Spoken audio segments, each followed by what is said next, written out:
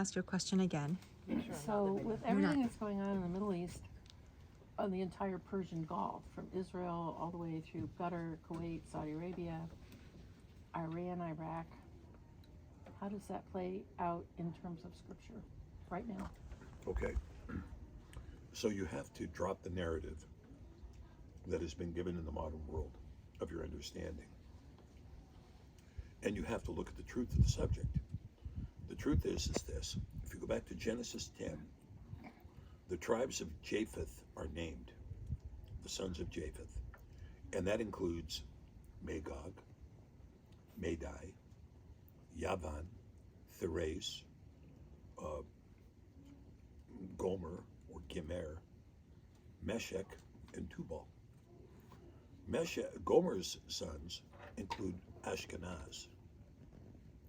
And one of the other sons is Togarmah. So these are the tribes of Japheth, and they were given the north country. The tribes of Shem were given the middle country, and the tribes of Ham were given the southern countries.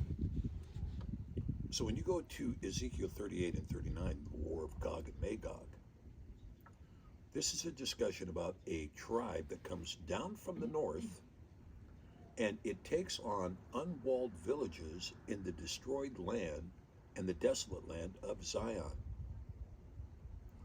So what most people do not understand, because they believe the narrative that the Ashkenazi are actually Yahudim. But Revelation tells you they claim to be Yahudim and are not, but are of the synagogue of Satan. And so when you talk about Yahudim, this is a tribe of Israel. Jews are not making a claim to be in the tribe of Israel. They're making a claim to be a member of a religious group, Judaism. So the Ashkenazis who say we're Jews, they conflate that to say we're the tribe of Yahudim, and they're not. They're the tribe of who? Magog, Togarmah, Meshech, Tubal, Gimer or Gomer, and collectively called Ashkenaz. So this tribe came down from the north following World War II and took on the unwalled villages in the desolate land of Zion. And they claimed they had a political state. Now that is unheard of. No one else has done that, where you walk into some country and say, by the way, we're opening up our country here at your expense. No one else has done that. So this was done in 1948. And geographically, what did they take over? They took over a portion of the Ottoman Empire. So the Ottoman Empire, prior to World War I, included all of what we call the Levant. So everything you see in the Persian Gulf, with the exception of Persia itself, but all of those other states, Iraq, Syria, Lebanon, Jordan, Palestine or Israel, Saudi Arabia, Qatar, Kuwait, Bahrain, UAE, all of those were all part of the Ottoman Empire, one empire. And coming into World War I, the British decided, with the help of the Rockefellers, that they wanted to separate those lands so that they could exploit that oil, and none of that wealth would accrue to the Ottomans. So enter Lawrence of Arabia. And Lawrence of Arabia was an MI6 agent who exacerbated the civil war and created the House of Saud and these other fake royal families to discreetly separate Saudi Arabia, Qatar, Kuwait, UAE, Bahrain from Oman, to separate that from the Ottoman Empire. Wow. Then when we went into World War I, what was left of the Ottomans, they sided with the Germans and were defeated. And so they were basically without a country. And so Ataturk reformed the area in the Anatolian Peninsula to create the Turkey. And he made it a secular state to make sure that it was not perceived in Europe as Islamic. He made it a secular state, and he created a constitution that made it, enforced it as a secular state. In the meantime, the British walked into Jerusalem. They walked into Jerusalem on the first day of Hanukkah in 1917 and went, what are we doing here? And so it became the British Protectorate. And so there was a treaty made that said, okay, well, the French are going to control everything above this line. You know, the British break out a ruler, drop the territory, right? So they broke out a ruler and they said, look, everything above this line is going to be French controlled. that meant Lebanon and Syria. And everything south of that line, until we get to these discrete countries that were made by Lawrence of Arabia, is going to be controlled by Britain. So then they formed Israel, Jordan, Iraq, and Kuwait using a ruler. And based on the Balfour Declaration, which was a concession to the Rothschild family, we're going to go ahead and create this nation of Israel. That thing would become a UN edict in 1947 called UN Resolution S-181.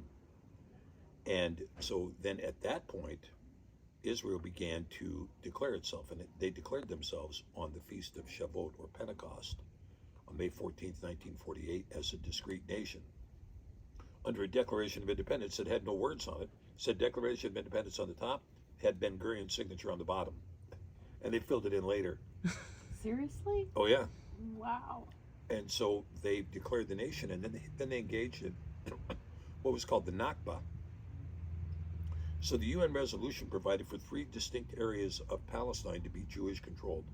Basically the area around Tel Aviv, the Negev Desert in the south, and a portion of the Galilee. But the Galilee was completely separated from the Tel Aviv area by Palestinian lands that they would later call Samaria. And the Negev was also separated from the Tel Aviv area by the southern lands called Judea, which connected to Gaza. So those were the 3 areas of Palestine. Jerusalem was declared to be an international city under international controls. And it was known as no man's land after 1948. The Jews had no access to the Wailing Wall, they had no access to the Marat Machpelah tomb in Hebron, and they had no access to the tomb of Joseph in Shechem or Nablus. So their 3 holy sites they couldn't get to at all.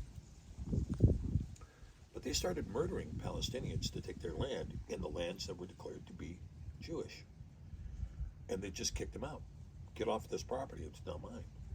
And so it was called the Nakba, and it was the first genocide that was really performed there. And then you saw the War of 1967. They expanded the boundaries, connecting Tel Aviv to the Galilee, connecting Tel Aviv to the Negev, and seizing control of Jerusalem. So this is the area that took place. And so all of this has been the unwalled cities of Zion being occupied by an army that came out of the north with all their shields and bucklers and all of this. And they came out of the north, what? The tribe of Magog, the tribe of Tubal, the tribe of Meshech, the tribe of Togarmah, the tribe of Gomer.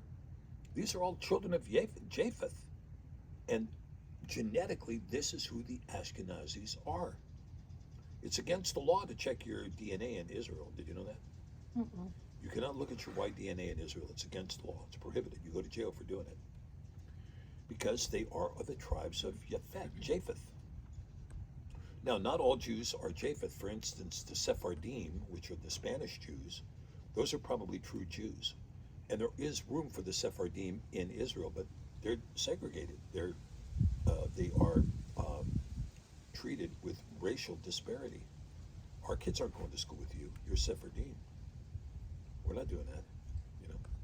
And they've had their children experimented on and a number of other things. So, and it's definitely a racial supremacist group that's there. And so when you understand that this in fact is these tribes that are mentioned in Ezekiel 38 and 39, the war of Gog and Magog has been going on since 1948. It's now reaching its culmination. And the culmination is discussed in Ezekiel 39, that roughly 2/3 of the Ashkenazi living in that area are going to be killed in this war. And it's going to take 7 years to bury them all. There's even instructions. You guys will put together burial teams when you go in there, and when you find a bone, you have to take the bone out, you have to put it aside and mark it, and then the grave, we're going to put the graves out over here in this particular area. It's described in that kind of detail in Ezekiel 39. Wow. So people who are